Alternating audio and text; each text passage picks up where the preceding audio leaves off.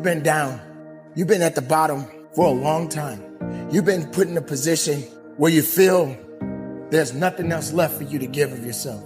You feel alone. There is a light inside of every one of us, an ember that burns and begs us to become more than what we have ever been. Take full responsibility for what happens to you.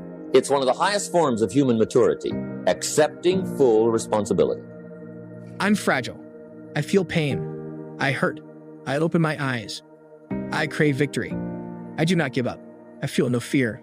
I fear no man. I create. I conqueror. I hold the power. Make a choice, just decide what it's going to be, what you're going to be, how you're going to do it. Just decide, and then from that point, the universe is going to get out your way. We can't have another bad year. You've got to get to the point where enough is enough. It's much easier to come up with excuses of why you can't do it. There's a moment of despair. You feel like that you can't go on. You almost feel like giving up, maybe even giving up your life, because there's no one there to save you. You're at the bottom. You almost feel like you're a bottom feeder. You're eating dirt instead of eating filet mignon. You don't feel that you have the chance of getting to the next level in your life. You don't understand why you're hurting so bad. It's our aspirations that must become our allies. I noticed that everything that I've accomplished over the course of my life, I accomplished with a new set of beliefs and a new set of habits. I noticed I was able to make things happen when I destroyed the door in the womb. See, I don't care what your goal is. It could be relationships. It could be to lose weight. It could be to make more money. It could be to become something nobody in your family has ever been. The moment that you destroy the door, the way out. You can't even comprehend that every day you start your day, it's always bad things happening instead of something good. You feel like there's no ending to your sorrow. You feel that you can't carry on. The greatest mistake that you made with all of those thoughts in your mind is you never gave yourself a chance just to look up. All you did was look down. All you thought about was sorrow. All you thought about was misery. Instead of keeping your eyes on the prize, you kept looking down at the dirt. You kept looking down at your failures. You kept looking at around all of these things that are dead around you. The dead doesn't speak. In the room of your dream, that's when you make it happen. What you do while you are in pain will echo through the ages. Scrape the grill of your past and get all that junk out of there. Of every memory, of every failure. You need to unplug from everybody and everything that is telling you that you cannot have your future, that you cannot have this goal, that you can't do what's on your heart to do. You gotta unplug, unplug, unplug, unplug, unplug, unplug. There are too many people in your life that keep telling you that you are not qualified, that you don't have what it takes, that you will never be able to accomplish because your resume ain't long enough, because you don't have the experience, because you are unfit.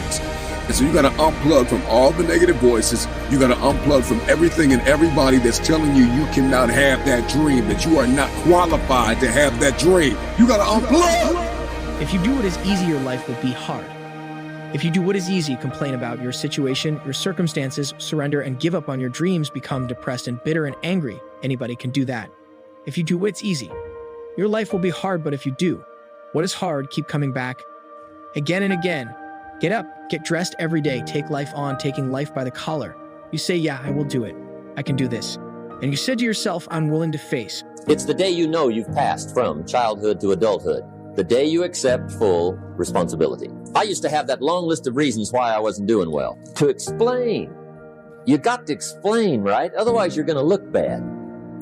I used to have this funny list called Reasons for Not Looking Good. I used to blame the government. I mean, you can believe that or not. It was at the top of my list. I had a lecture second to none. The government. That was on my list. I used to blame taxes. Look what you got left after they take everything. And they expect you to do well. That was on my list.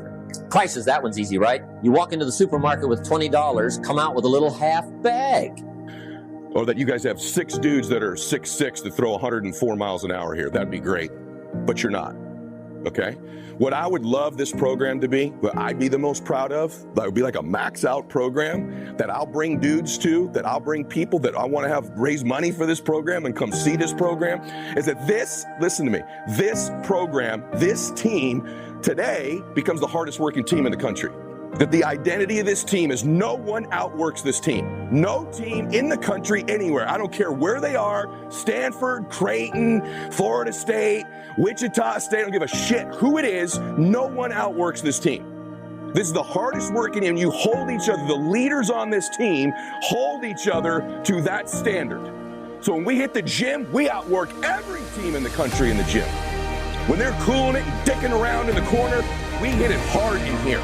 We go a little longer in here. We take every single thing we do, and as a squad, as a team, we're going to outwork everybody. You know I'm willing for people to laugh at me. I'm willing to gut this out. I'm willing to make this happen. It's my time.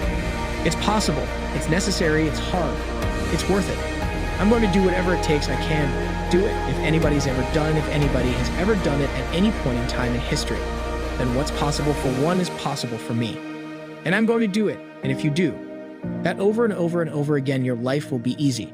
This is kind of hard to understand, but sometimes you can try so hard or something. Sometimes you can be so prepared and still fail. And when every time you fail, it's painful and causes sadness. So I had that on my list. I used to blame the weather. I blamed the traffic. I used to blame my car. I blamed the manufacturers. I used to blame the company. I blamed company policy. I used to blame the training program. I blamed my negative relatives. They were always putting me down. I blame my cynical neighbors. They're just selfish, looking out for themselves. Won't loan you money? They were on my list. I used to blame the economy. I blamed the community. That's a pretty good list for not doing well, isn't it? I thought it was good. I'll never forget one day. Mr. Schoaf is very kind, but he was also very blunt, and this was no exception. And I'm glad he was blunt. There's a lot of things I'd have missed if he hadn't have been blunt. In the country, no one will outwork this team. What if that was the identity? What if you built that starting today? Every practice, listen to me, every stretching exercise, this team maxes out.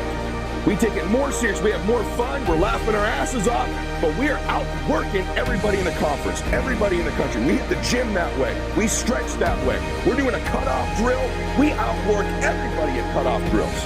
We're doing BP, we outwork everybody in the country in BP. What would happen to this team? That ain't 80-20, I mean 100% in. We're throwing a bullpen, we outwork everybody in the bullpen. Catcher and pitcher, we just flat out work you.